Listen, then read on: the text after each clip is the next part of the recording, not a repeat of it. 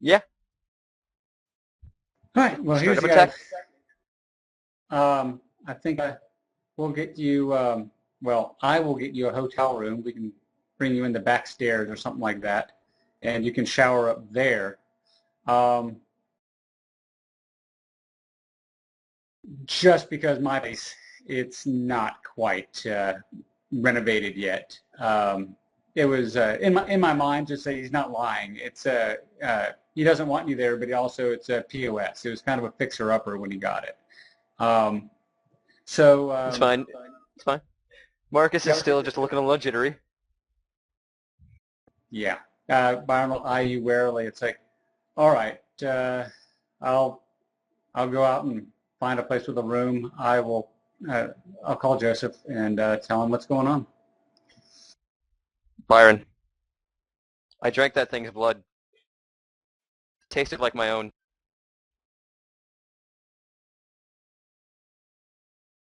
He doesn't know that you've been losing blood points, right? You didn't mention that. Only to Jeannie, right? Yeah. Yeah, but I'm gonna say, huh? Go ahead and roll your intelligence dice for Byron Cripson. Just straight up D10s for intelligence. Nope, just a fail. Okay. Well, Byron will recall that one instance. Sort of thinking about it. He does remember just enough. There was that one time he thinks, maybe he either saw it or heard of it, like Marcus apparently, maybe Joseph told him at some point, or maybe you just heard about it from the ghouls, came to like Joseph's church and he was like covered in rat bites and cockroach bites and all sorts of things after like collapsing asleep in the sewer. Right. Yeah. So, wow, Byron's better at remembering than the player is in this instance.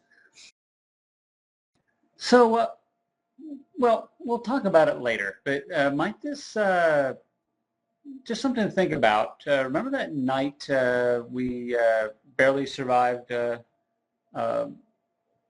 that I am finally back. Welcome back, Aaron. That was more than 30 minutes. You're a Definitely liar. was. What happens to liars? Their pants get put on fire. Anyway, we'll go ahead and continue Oh, your is your that your what thought. liars? Funny you should say that, right, Jerton? Go Yeah, ahead it's and funny I should say that. go ahead and continue your thought, Cripson. right. So, so could, I think I heard from one of Joseph's schools that you arrived at that church with a lot of rat bites all over you after our confrontation with Frosty. Do you think that might have anything to do with that? Anything is possible. It could also have something to do with the frickin' stone or the night I was completely missing. Huh. All right. Well, anyway, let me get on you finding a place to clean up. And with that, Byron will leave and he will give Joseph a phone call. All right, you two can go ahead and keep going with that. Joseph, you get a phone call. You're driving. Joseph, you know what? No, he's new to the driving thing. He'll leave it. That's right. You want to talk on the cell phone when you're driving? I'd make you roll. Byron, you get the voicemail again.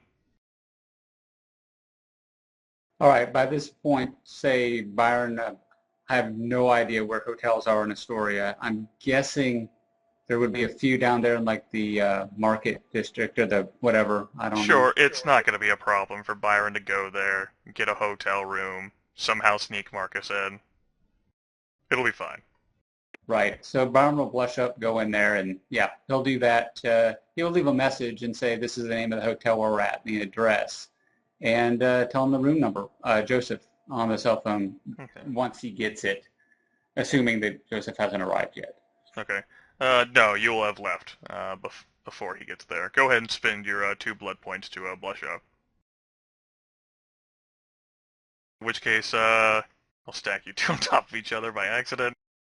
Uh, Joseph will get to the Majestic. sort of like getting out of the car if he does. The Majestic looks just as beautiful on the outside as ever. Looking inside, there will be a colossal size rat, the size of a human child, about 4 feet in length. As I described before, desiccated, dead, clearly. Got blood on the walls and the smattering on the ceiling and on the floor. There's a very bloody axe resting nearby, and a voicemail from Byron, which upon checking tells you the name of the hotel that they went to in Southern Astoria and the room number. Please just don't move from there. I don't want to chase you all around fucking town. Byron, this hotel pleases me. Find me a new one. All right. What do you Okay. want? Okay. Right. And as those three kindreds struggle to gather together, and Marcus attempts to try to take a shower to fix his hunger. Aaron, what has essentially happened since you've been gone? See if I can give you a Cliff Notes version. So, Well, so far I'm on board for trying to find a hotel room, desiccated rat corpse, and bloody axes everywhere. oh man, oh So I'm dudes, thinking that Marcus had to ask a rat a question. he certainly And did. Multiple times. as a result, he now needs to find somewhere else to sleep. You might. I'll go ahead and give you a recap. This will be kind of be a part of the session. So, the main thing that first off happened while you were gone is Marcus went to go see Eugenio Genie Estevez to find out more information about his mental conditions. There are the times where he finds himself missing some blood, being hungrier than what he actually was, and he described the series of dreams and nightmares and phantom pulses that David Green himself feels. During the dialogue, Marcus noted a shift in Genie's demeanor that became more cold and calculating, as if he were adopting like a lab coat and viewing Marcus as if he were on a examiner's table. And then Genie had the perhaps insight or perhaps coincidence enough to ask Marcus whether he had seen or heard anything more about this black rock, for the Tremere had not found it down in Sevalod's domain. Marcus lied to Genie. Marcus now thinks that Genie caught on to the lie. And so Marcus and Byron were attempting to work through this issue and determine what they were going to do. They were going to go meet with Genie, or hope to, in the Malbasant room again to tell Genie the truth. And that is when Marcus got accosted by a ghoul rat who attacked him in the museum. Marcus managed to survive, but he was injured in the process and has been escorted to a hotel room to shower. Joseph also didn't know about this process. Marcus actually tried lying to Joseph about why they were going to see Genie. He failed. Joseph got 6 successes. So Joseph was speeding towards the Malbasant room first. And now eventually, through one means or another, they've gathered together in a hotel room.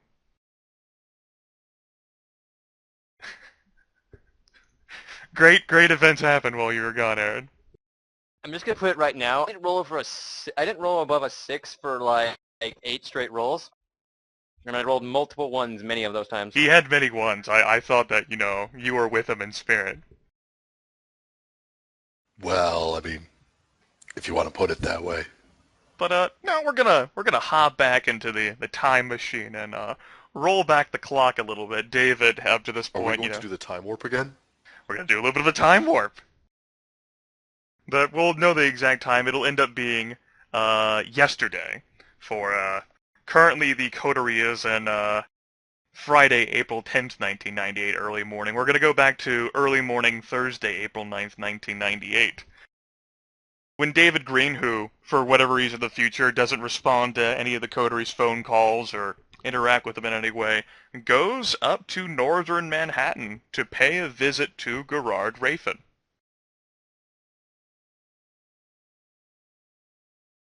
Yep. I also ended up subtracting the point of blood from your blood pool for the new day, so you're actually at 13 right now in this alternate reality.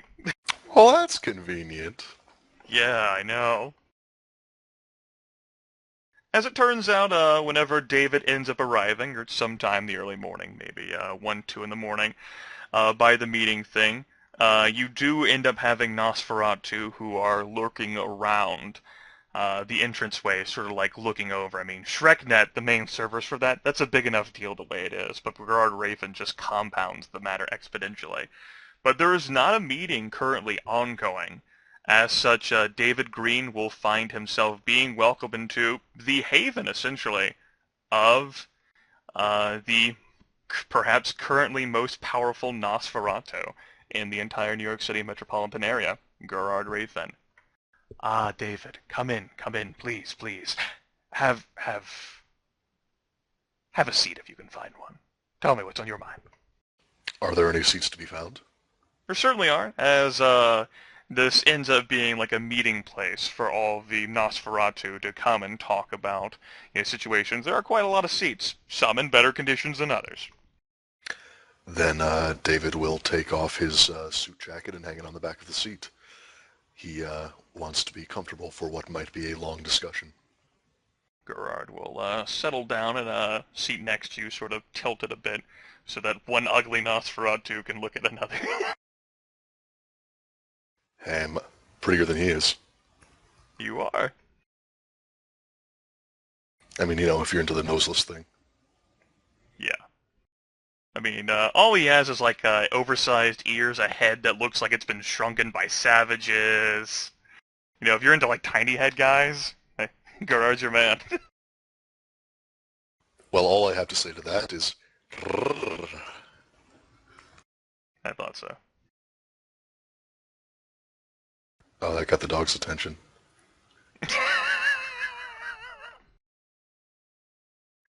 Aaron, everybody, the dog whisperer. I wasn't whispering. The dog. You can't roll your R's, can you? No, I can't ours. I try You not must be to. terrible at Spanish. I didn't take Spin High School. Neither did I. Anyway!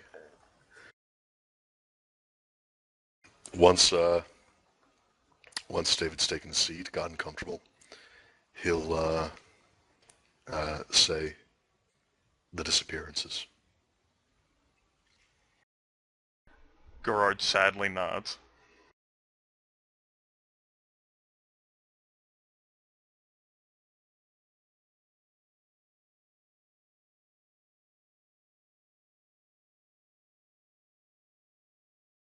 Have there been any others since yesterday? He shakes his head. No, just the, there might have been more that simply no one knows or no one's thought of, but, thus far, just Dane and Robin were the ones who were found in their condition. And you have George and No and Jasmine and Calibros. Do we know the order they disappeared in? Gerard shakes his head. You know how we are, David. If you were to disappear or go off the grid completely, how long would it take before someone really recognized the fact that you were gone? A long time. I was gone for a month.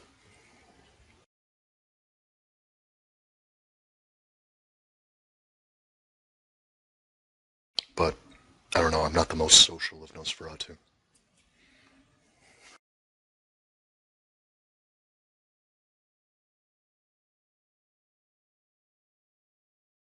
We tend not to be that way, even among each other.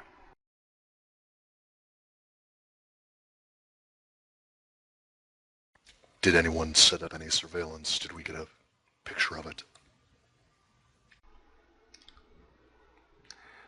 Gerard shakes his head.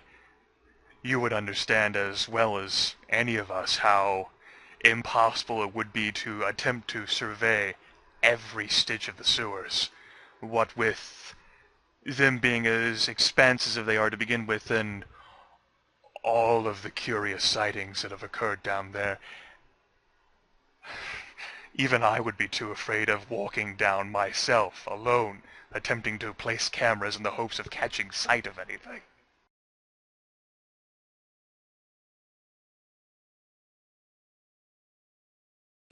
Have you heard talk of a strange mist? He nods. I've seen it myself. I saw it once when I was forced to travel by way of sewer. This was, oh, back in January. He nods. Do you think that it's associated with it? I think so. Sometimes the mist comes pouring right out of the sewer holes and onto the street levels itself, as if it knows. I've seen it on the surface before as well. Gerard shakes his head. Sometimes I wonder whether the surface will actually be good enough.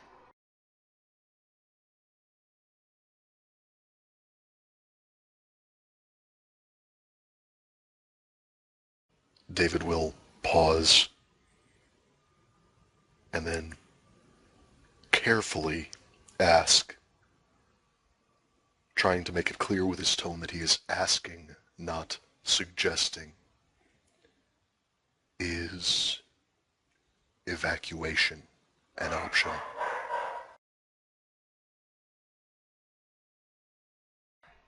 He, breathes and thinks about it for a long while. He says, yes, of course, we could go anywhere else, but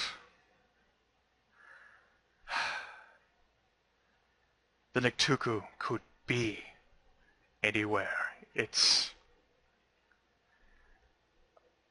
I don't want to live the rest of my own life afraid, which is why I've tried to organize everyone, poured you all together in the hopes of establishing contacts so you can keep in touch with one another so that you won't be alone, because it seems this creature most often strikes whenever we are alone.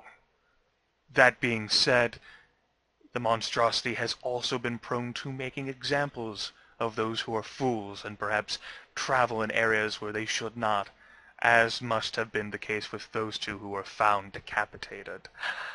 We could easily leave. All of us could easily go. It's just any other city we go to, we would be pushed down into the sewers, which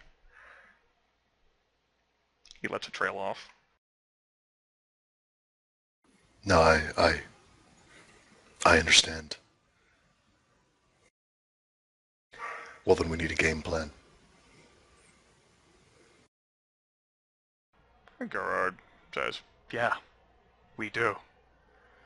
But it seems that at this point no machine gun embankments or explosives or combined coherent assaults or anything of the nature has managed to repel this creature.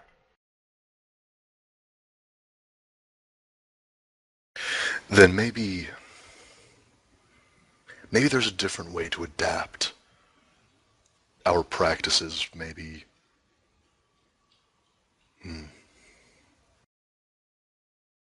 He quirks a brow. The gangrel, many of them melt into the ground to sleep.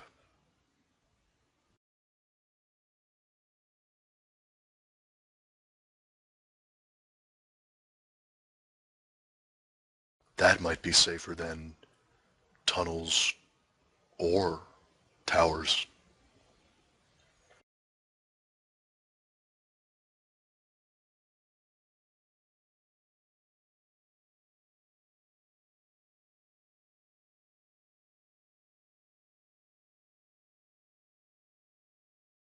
The gangrel aren't really on speaking terms with just about anyone, David.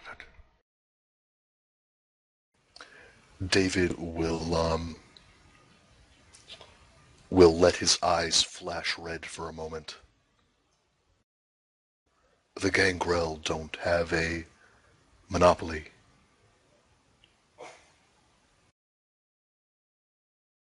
Gerard chuckles. Ah, you put the information to use. What good is information if you don't use it?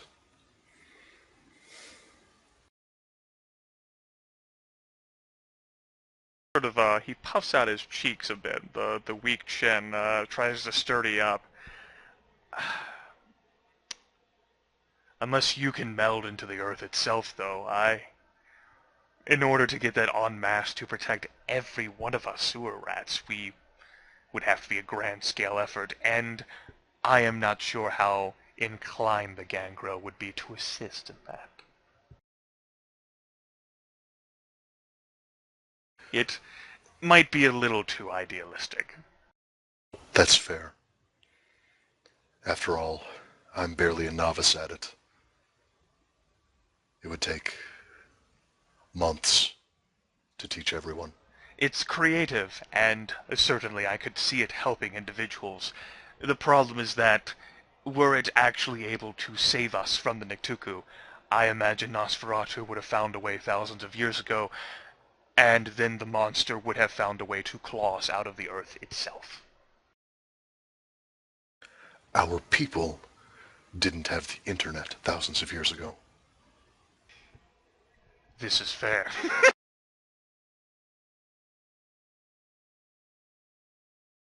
Well, I'll put it on ShrekNet at least, that I'm willing to teach. What about some sort of grand purge effort?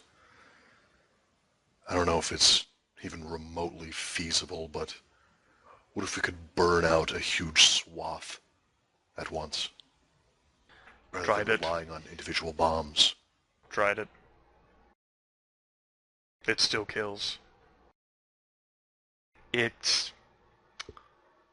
also does not help affairs, and this is where the story gets weird, David. Sort of seems to hunch a bit closer.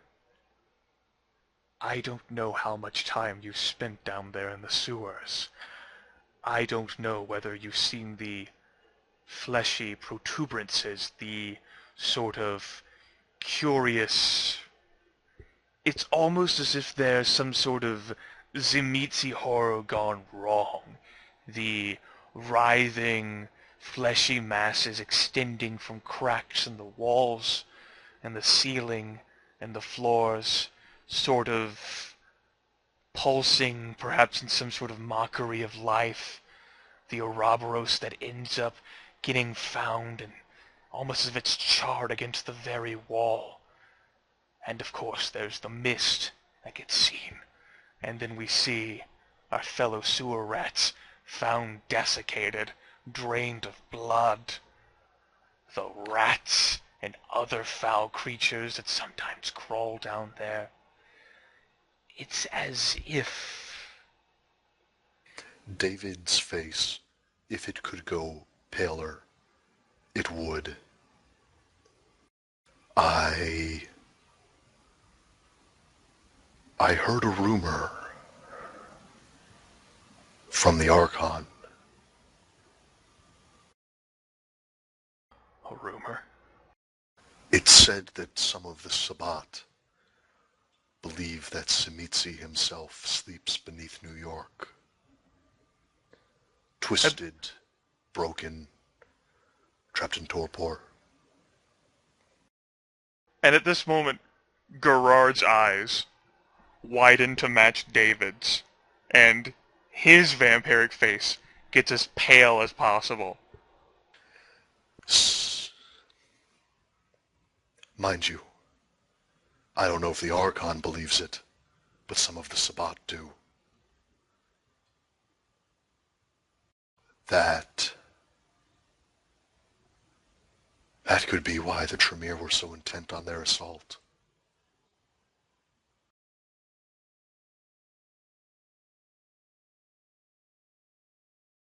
David's just going to let that hang there for a few moments at least.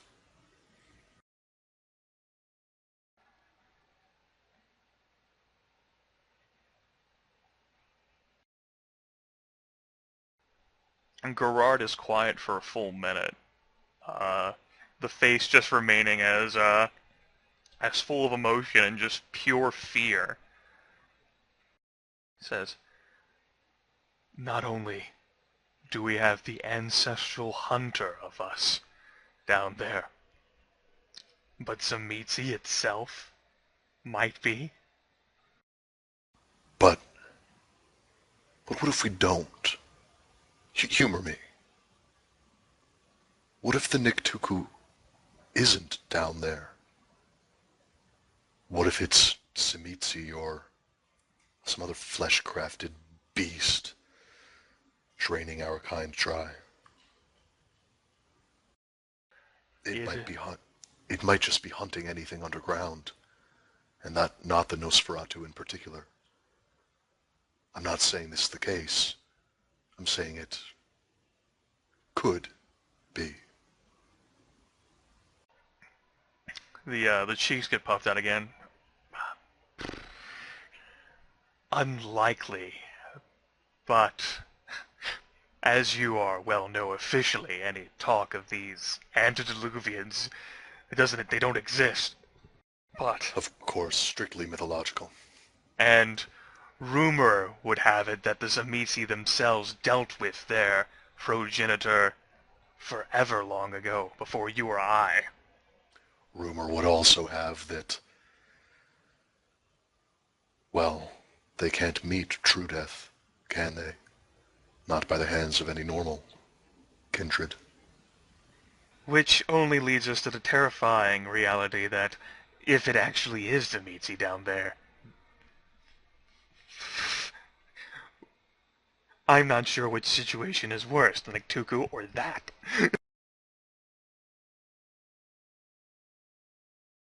No, neither am I. Oh, God. But the mist, the Ouroboros, that doesn't sound like the Niktuku to me. Does it to you?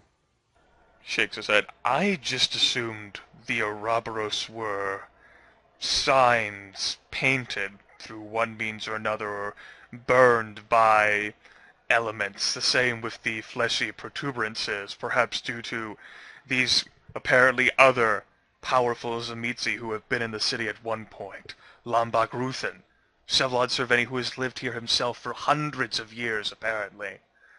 But if some of the Sabbat believe Tzimisce to live here, that would explain why the powerful Tzimisce might be drawn here.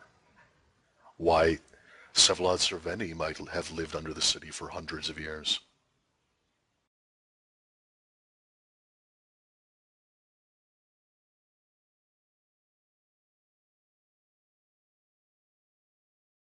Gerard's eyes are still wide. He's looks confused as if he's like pulling at anything in his old mind that he can pull out any sort of knowledge or thing that he's perceived. Here, you know more about the Niktuku than I do, by quite a lot. Tell me about it, what it's rumored to be capable of, its strategies, what it does.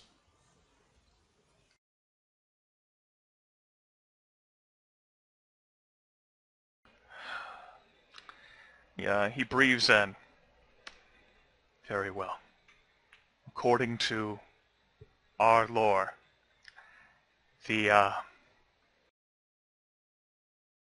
our clan has two bloodlines, extending from our progenitor, the one responsible for us all, Absimulard. The bloodline that we come from, theoretically, descends from a priestess of some sort, by the name of Baba Yaga, who had escaped from our progenitor, and we, in turn, all of us, every single sewer rat across the world, descend from her. The other bloodline are the Niktuku, creatures who are blood-bound to our progenitor, who are designed to hunt down everyone in our own bloodline. We have built these sewers, our homes. We've attempted to protect ourselves and hide ourselves underground, not really because we have been so hideous, because it has been the best way to keep us from sight from these creatures. As for their powers and abilities, they are all Methuselahs. As powerful as Lambak-Ruthen, even more powerful, for they are not cowards. Imagine everything you may have heard or seen from your friend Marcus in describing the capabilities of Lambak-Ruthen, and imagine all of those powers and capabilities motivated with the sole express purpose of killing us.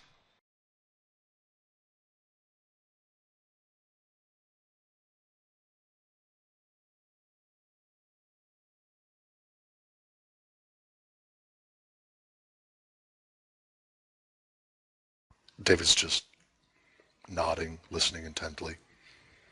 He was quite honest. He doesn't know that much about the Niktuku myth. Gerard's for a shrug there. There's so much more that information that is hidden and secreted away, but it is impossible to say why we were chosen to be hunted by our own progenitor, our own creator. Again, the rumor is that this priestess, Baba Yaga, escaped, and that upset him so greatly that we are now worth nothing more than extinction. But, shrugs, we don't know, at least I don't, how many Niktuku there are. Only that they are as soulless and as devoted to their intent as any Tremere automaton could ever be. As for their abilities, they've lived for thousands of years. It's hard to say what they couldn't do.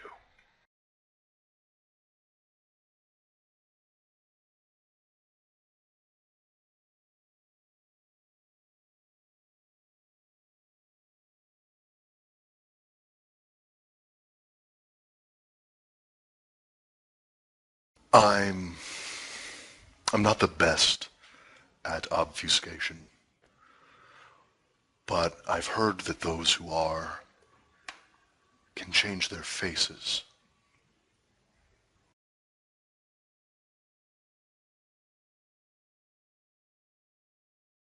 Yes? We assume that we're hiding from a beast hunting us, but if they're of the same blood as us, just a different bloodline, couldn't they be among us wearing our faces? Yes, they could be. And if they're Methuselahs, they could be just about anywhere, or do just about anything. Now, of all the rumors of occult and theology, it supposes that they are not so active, that, as do all of our kind, whether we be Nosferatu or not, we are prone to fits of torpor. But given all of the devastation and carnage down below, for longer than you have been around, David, for longer than your sire, my new, brought you into this unlife, something has been hunting us. That is why the Sabbat Nosferatu warrens were so broken and devastated. That is why they begged for us to end their own lives, because they had seen greater horrors than we could possibly inflict upon them, our brethren.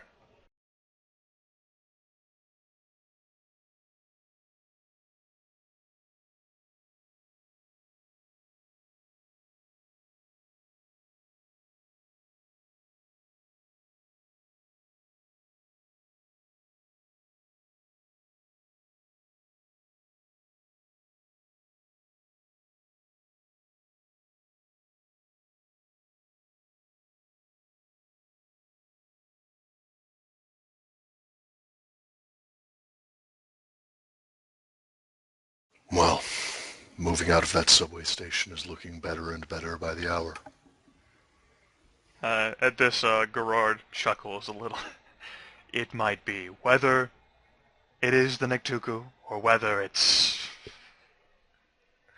I don't even want to think about that. I think the important part is, as I told you whenever we first met, we're fucked.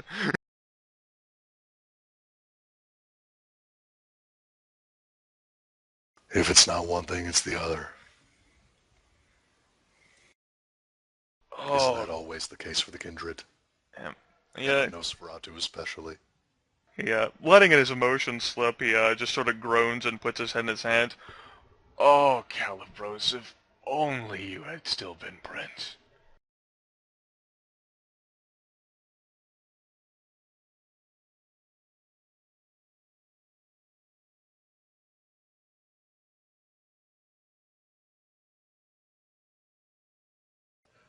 Let's switch topics then. Right, something more peaceful and cheery for us. Right, like politics. Oh yes, great. I love the way you think. What a great icebreaker that was, David. But really, after that, even politics is a step in the better direction. That might be the worst fact of them all, David. The fact that politics will cheer us up. God, we're fucked. Gerard sadly nods.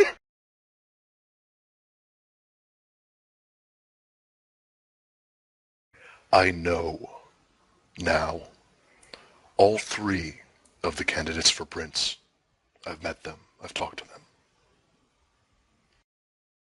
Good, an important thing to undertake, especially for someone who is as promisingly intellectual as you, one whom Theo Bell even speaks of favorably. The old vampire lets off a little smile at that.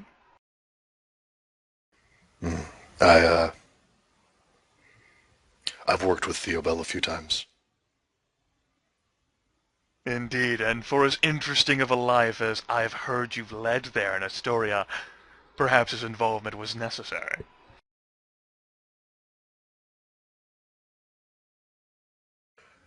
Mr. Vanderweyden was the one who suggested that I pursue a therapist for the damage that my first torpor wrought. And I would imagine that a Malkavian would know the best in those circumstances. He actually suggested that I ask the Nosferatu. He was right. Oh. He looks mock offended. How dare he? Do you know Dachiko? He nods. I fought with him, yes. He's been the one helping me out. Good.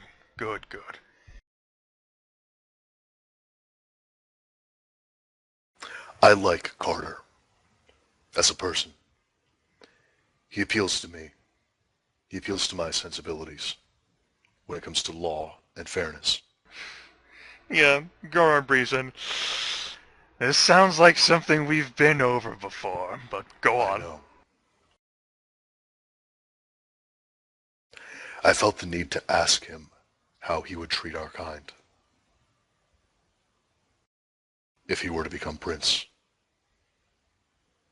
If he would have us returned to the sewers. What did he tell you?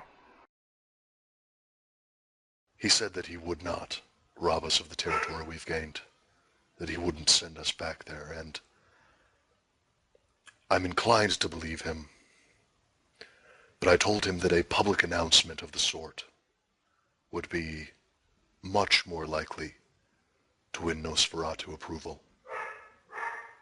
Indeed. It is only natural that while speaking with a Nosferatu, a potential candidate for the princedom would think of saying anything that he thought you might want to hear. Precisely. Next you'll tell me that he offered you some sort of position like becoming the Nosferatu Primogen in return. David's eyes will glint and he'll say, "Yes, I found that suspicious too." Or it actually stops. Really? Yes, I don't think that he has any idea how little I've interfaced with our clan in the past. Huh.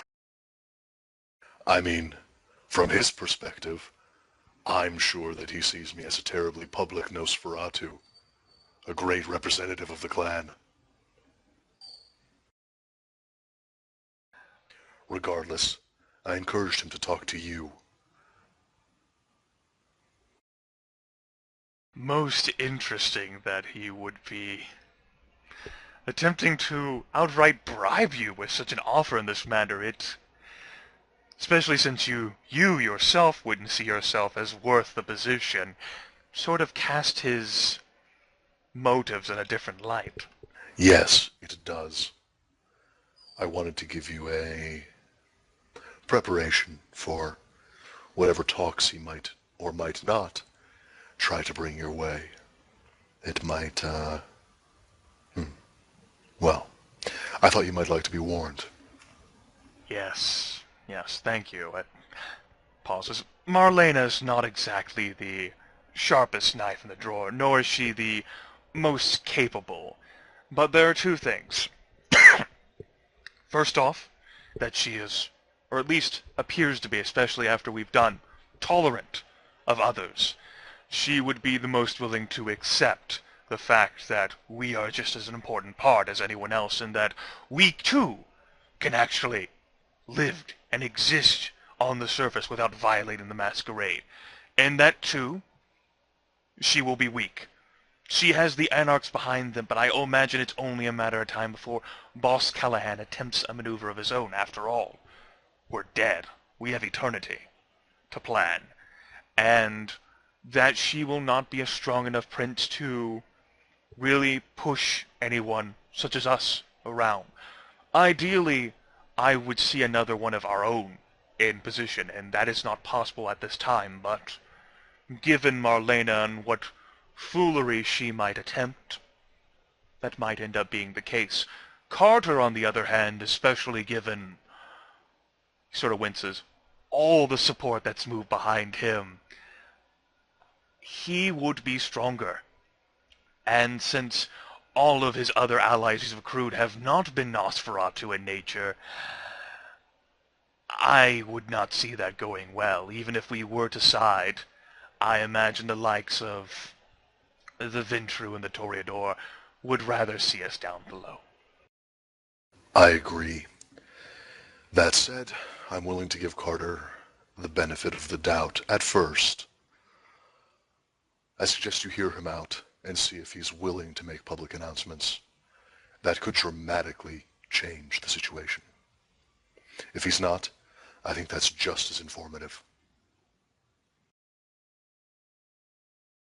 Either way, we are the ones who have propped up Marlena even more, although it appears she had quite an amount of help on her side. Regardless of what further motivation Carter gets or whether he actually ends up declaring himself prince, I don't think we would have heard of last of Marlena and the Anarchs. They might have something more physical to say about it. Yes, there might be some conflict. Hell, if Marlena does get to be the prince, there might be some conflict. In fact, there almost surely will.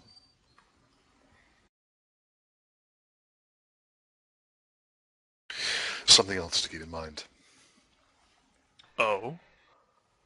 I have worked a bit with the Tremere. They helped me, and I was the one who told them about Vsevolod Cerveni. Just you, huh? Weren't you in... Myself and Marcus. And to a lesser extent the rest of my coterie as well. Mm-hmm. Yes.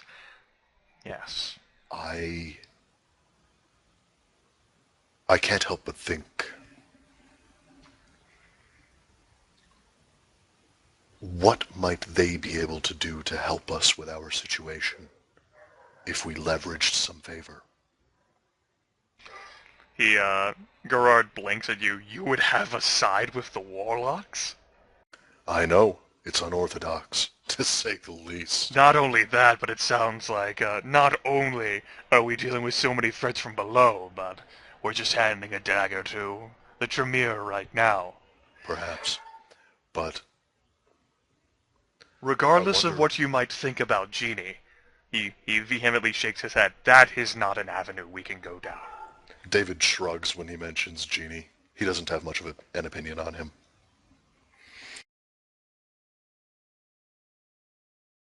I still can't help but wonder if thaumaturgy might be more effective against the Niktuku. As if they would teach it to us. No, oh yes, no, Mr. Warlock, please assist me in learning how to kill the almighty evil Niktuku living beneath the city. No, I meant more employing them as a weapon. How would... We have gone how many millennia without the help of others? And rightfully so.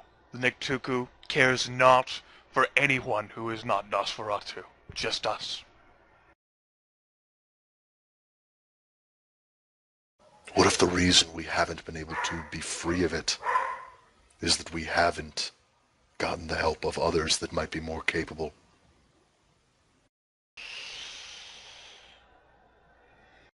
What you're suggesting that we, with our... I don't mean to suggest. Yeah. Just discuss. Not only would we have to somehow come to our senses that another clan could assist us in this, but the Tremere would have to somehow come to their senses that helping another clan do anything would be a great idea.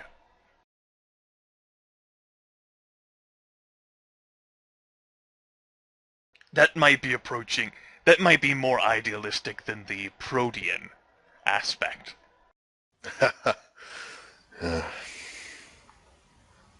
Unless you somehow have enough leverage to flip the High Regent herself onto our side.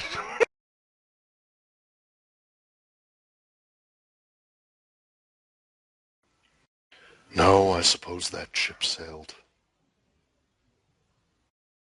He lifts a brow.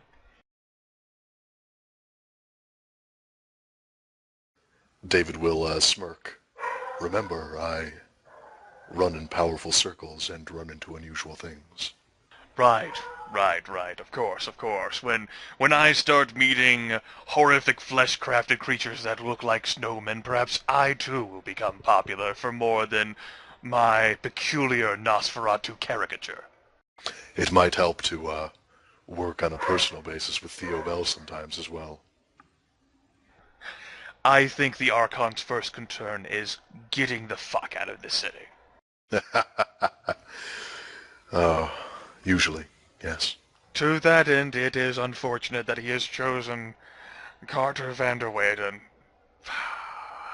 It has complicated affairs, partly because he just wants out. Reminds me of Calibros.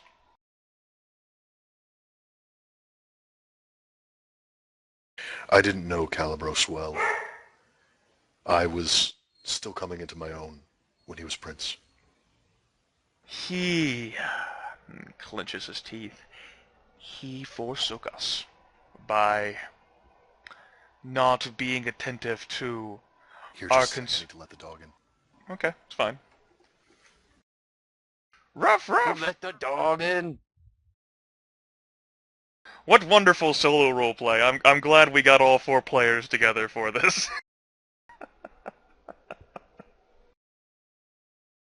All the while, Kiss is wondering, what the fuck have I done? There we go. Again. A day into the future. You know, Marcus is still in the shower. Yeah, I'm still waiting for Joseph's words of reason. I put reason in air quotes. when he finds Byron will be just on the bed reading a newspaper, watching TV or something, and Marcus will be showering. Yep. His words of reason are so awesome that Sean disabled his speakers and his microphone. That's how awesome they are. So Sean can't talk or hear us talk. Yup.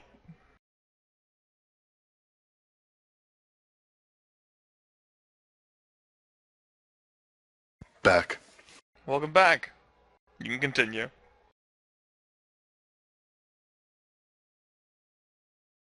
So yeah, he was telling me about Calibros. Yes. He forsook us. He allowed himself to be used by the Camarilla. Either that, or he was completely ignorant of what the situation involved with being a wartime prince, failing to pay attention to our concerns down here, being hunted by that monstrosity, and then, without a warning, without a peep to anyone, just ups and leaves.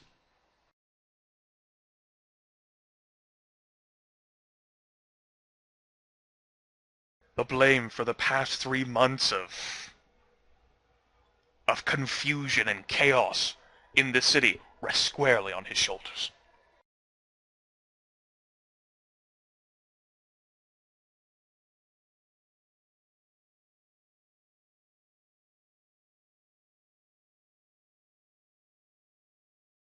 And now he's gone.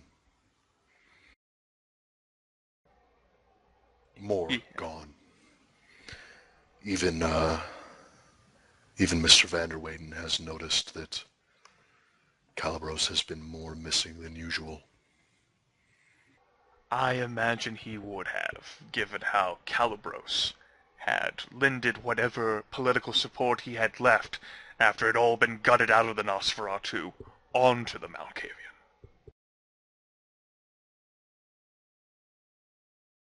It's worth noting, Marin's observant enough. Gerard, given his, passionate attitude and his sort of dislike, his, Nosferatu public dislike of Calibros, that he is not entirely displeased by this turn of affairs. Niktuku aside. Right, I figured. Probably something along the lines of, I wish the situation of his disappearance had been different, but I'm okay with him being gone. Yeah.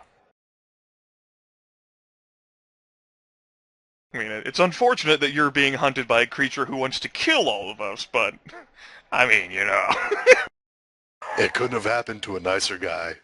I mean, really, if you had been more competent of a prince, we could have dealt with the fucker somehow.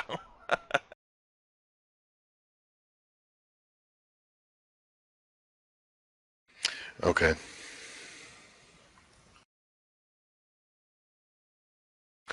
Does Mr. Van der Weyden have a way of contacting you? Gerard smiles that, oh, don't worry, he and I will certainly have words before all is said and done. Do you want his phone number, or will you be showing up unannounced? I appreciate the offer, but I do think Uncle Smelly can find a means to get a hold of the Malkavian. He frowns upon mentioning his non-Nosferatu name. As well he should. It's pretty humiliating.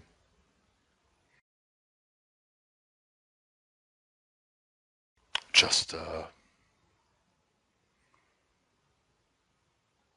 if he seems genuine, if he will make a public announcement, that could mean a lot. Having a strong prince supporting us could be more useful than having a weak prince unable to oppose us. Yes, but on the flip side, a strong prince we helped put into the princedom, who then turns against us, at the behest of everyone else. Yes, we would. When the Tremere who lose the princedom want us back in the sewer, and the Ventru and the Toreador who support him want us back in the sewer. We're outnumbered. We would need some kind of reassurance, and I'm not sure if it can be found, let alone if he would offer it. Gerard shakes his head. It would, without any sort of material on him, it would have to be, what do the Lixics called? A leap of faith. I'd still appreciate you entering it with an open mind, even if we both know that there's a very good chance that nothing will come of it. Of course. I will naturally try to do what is best for the clan and give the Malkavian a chance should he wish to pursue that line. Shrugs. But no guarantees.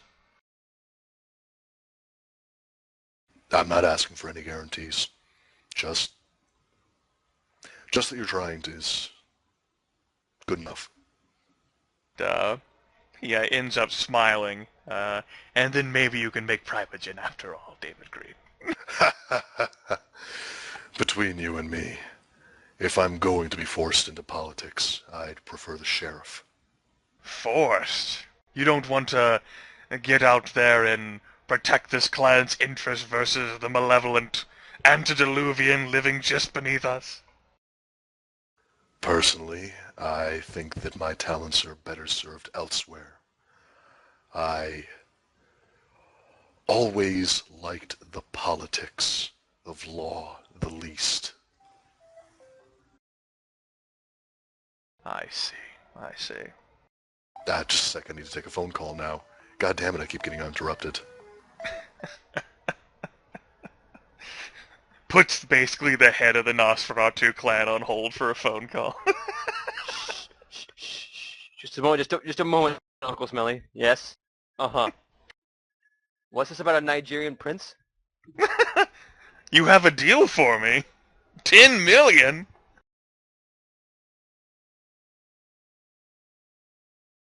No, I imagine it's more him ordering pizza and then remembering an hour later that he doesn't eat anymore. That was Sean. Apparently he has to use a built-in microphone now.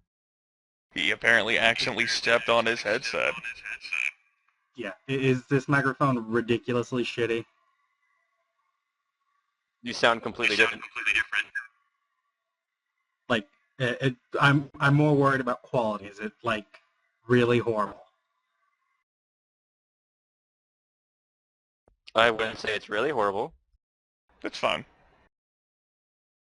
It's serviceable.